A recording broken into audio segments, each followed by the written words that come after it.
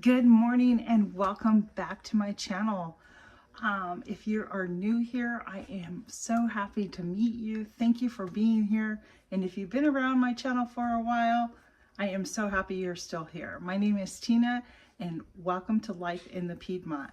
I live in the Piedmont of Virginia and I do gardening, I do baking, I do cooking from scratch, and I will even do some dehydrating and show you how to use those items in recipes once you dehydrate them. But today, I am making a copycat homemade ham and cheese pockets.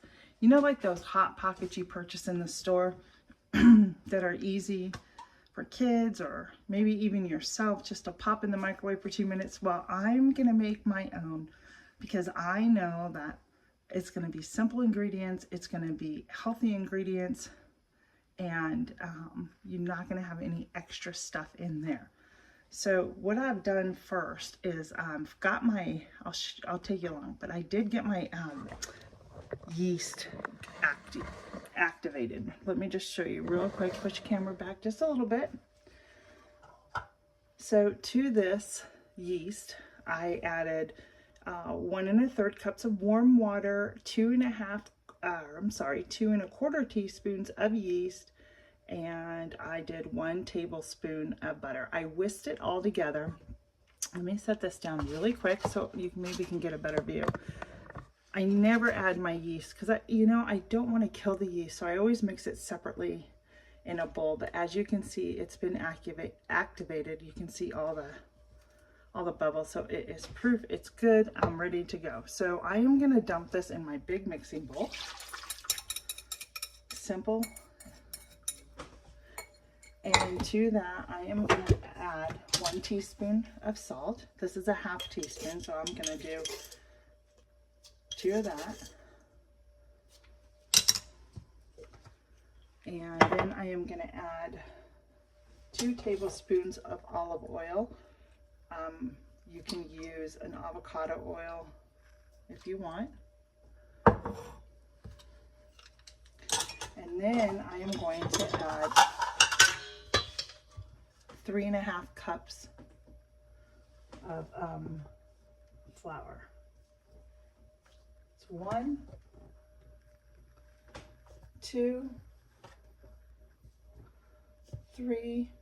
We'll set that aside. My 1/2 cup is over here somewhere. And there's 1/2. Now you can mix this in your mixer with a dough hook, but I got people still sleeping, so I don't want to really wake anybody up here. So I'm just gonna, and if you don't know, this is called a Dutch whisk. It's one of my favorite things. I absolutely love the way that it brings together dough. Now it's time to get in there with my hands.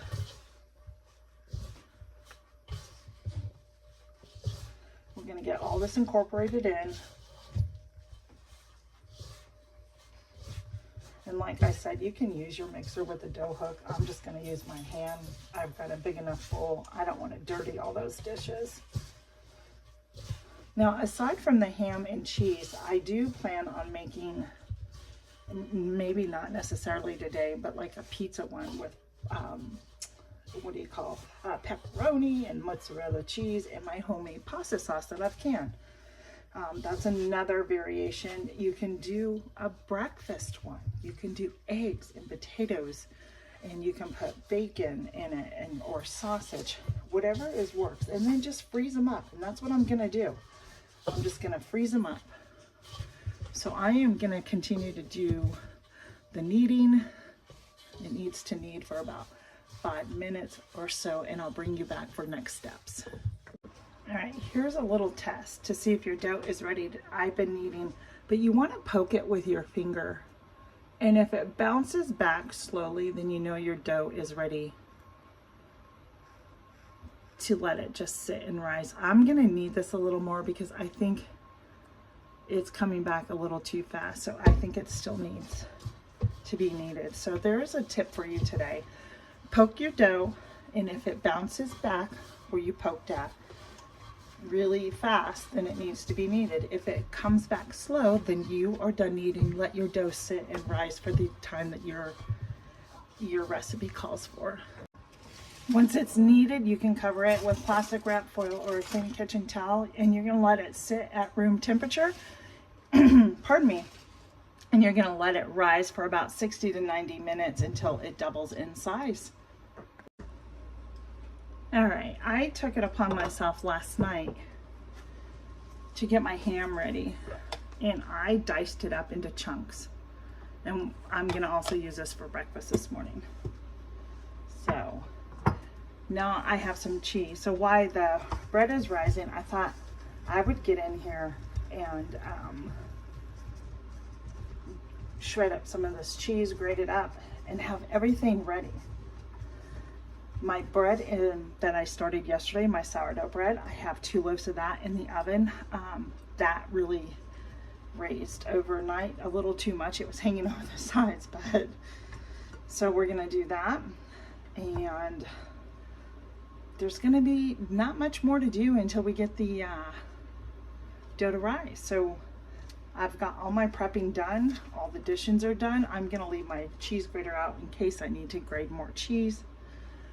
But for right now, it looks like we have everything ready to make our ham and cheese hot pockets, homemade hot pockets, and it should be relatively easy to put them together. I'm gonna pull out the rest of my supplies and get everything else ready so I can come back and show you. Okay, friends, we are back. The dough has doubled in size, and I am gonna get ready to do this. I'm gonna punch it down, take it out, flour our surface.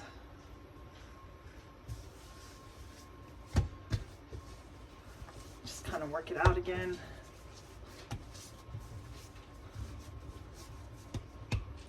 And we are going to cut our dough in half and set one aside. There's our dough.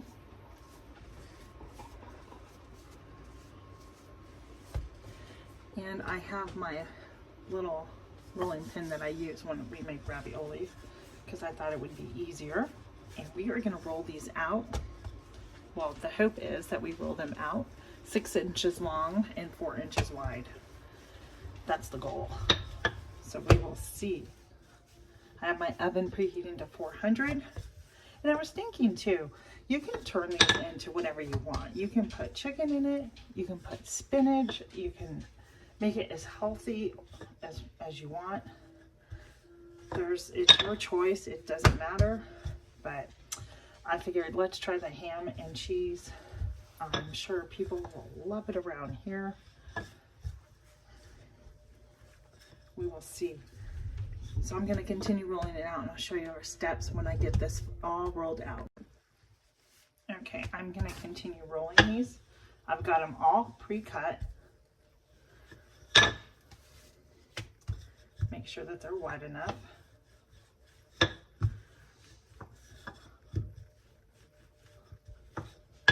Just like that.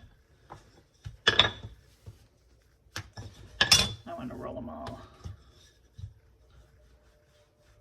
And I'll show you what we'll do when we're done. When I'm done rolling this out, we'll get our ingredients together. So there's the dough. It's supposed to be about 6 inches wide. I don't know if mine is quite 6 inches. I'm getting it there. We'll just keep working on it. That one looks good. I'm gonna roll this one just a little bit wider. 6 inches long by 4, so I think it should be okay here. So now that I have that done, they say to use sliced ham.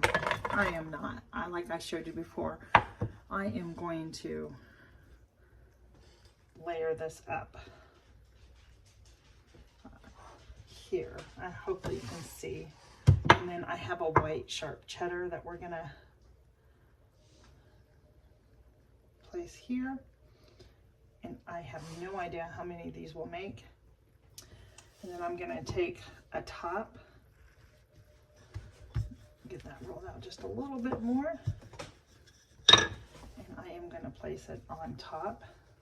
It's a pretty forgiving dough, so I can make sure that it's all covered and sealed. There's my oven, and I am going to come around with my fork, and I am going to crimp the edges in, and then we're going to put an egg wash on it. This is how we're sealing our pockets.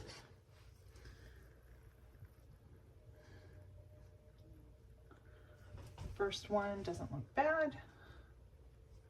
I have a cookie sheet already over there with my parchment paper on it so it can go into the oven. This is just a test, and I can cut that off right about here. I'm trying to make these as even as possible, and we're just going to do that much better, much better. I like it when it's, I gotta trim it up, friends. I'm that person. I've got to. I don't want it just to, it's got to be even here. So, Mom, if you're watching, these are my skills coming in that you have taught me in other areas of my life. So there we go. Doesn't that look good? I think so. Let me just go around. I think I've got this all crimped. Let me grab my cookie sheet really quick.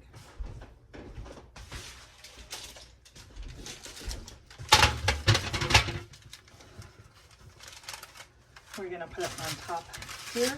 I think that looks really pretty. And then I am going to grab, and of course, I don't have it out because it was the one thing I did not pull out was my brush. But then you're gonna take an egg wash and you're gonna just brush over.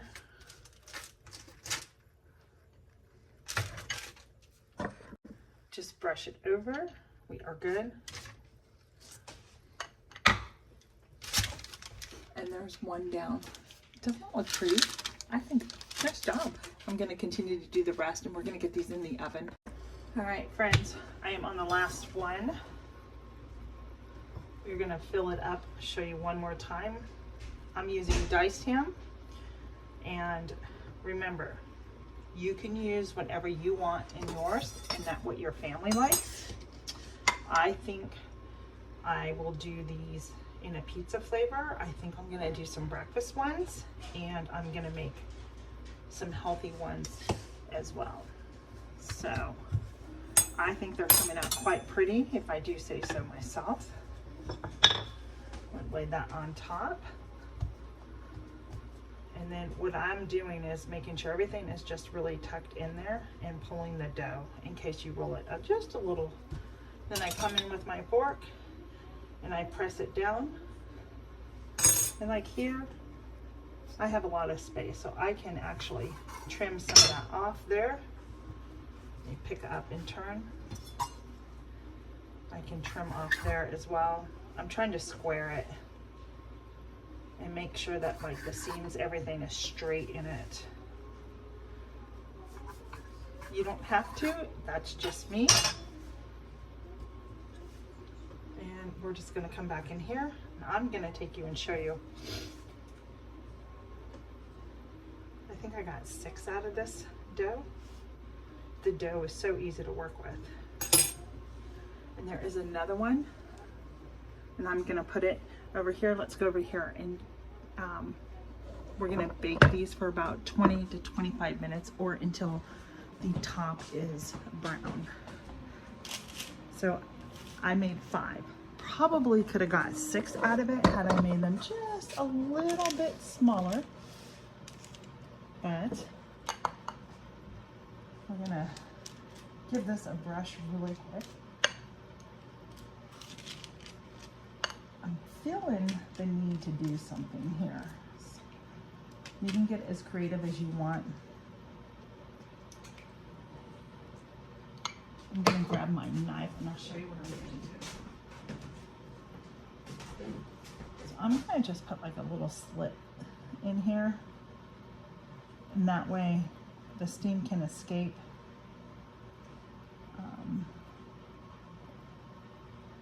And help keep everything inside instead of like bursting. It may burst at the seams, I mean, who knows. And then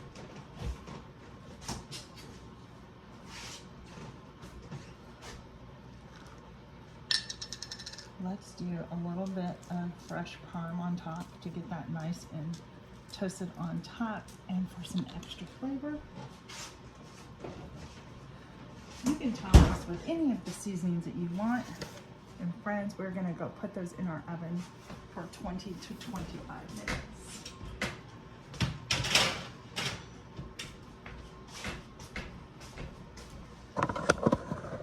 That really didn't take that long. Quite honestly, it was probably, my camera's gonna fall, a little over an hour that it's taken me to do this, but 60 to 90 minutes of that was letting the dough rise. But once that dough was done, it took me no time to roll those out, maybe 20 to 25 minutes. It really was an easy process. I will bring you back and we are gonna do a taste test together. Our timer went off. I'm gonna grab these Hot Pockets out of the oven.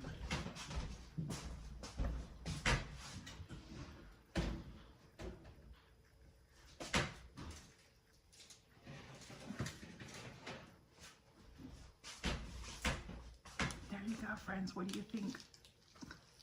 Aren't those just beautiful? Oh my gosh, they smell so good.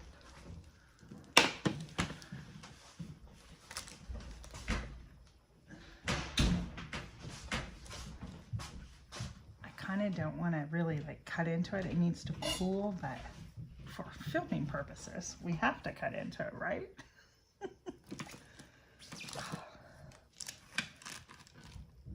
And some of them kind of came open. Maybe they didn't seal enough for me, but let me grab a small plate.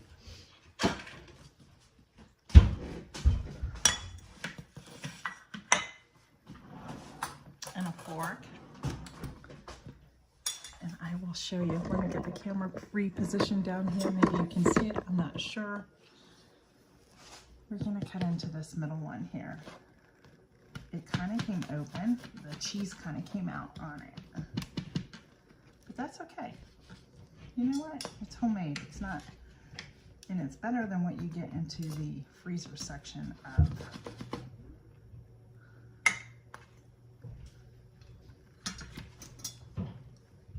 Those all handmade Hot Pocket. I'm gonna taste it. I'm not that hungry though, but I am gonna taste it since we are filming.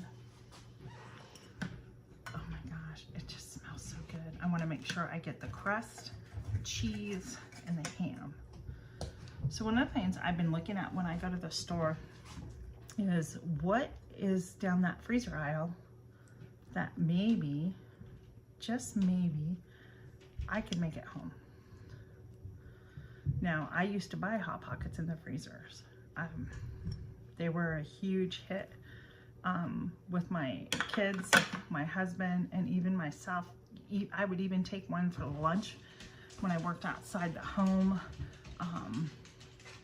So I know that, you know, these are better than what you can get at the freezer. There's so many different things that you can fill these with, so these are really hot.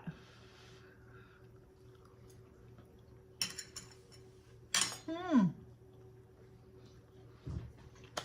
my gosh, that's really good.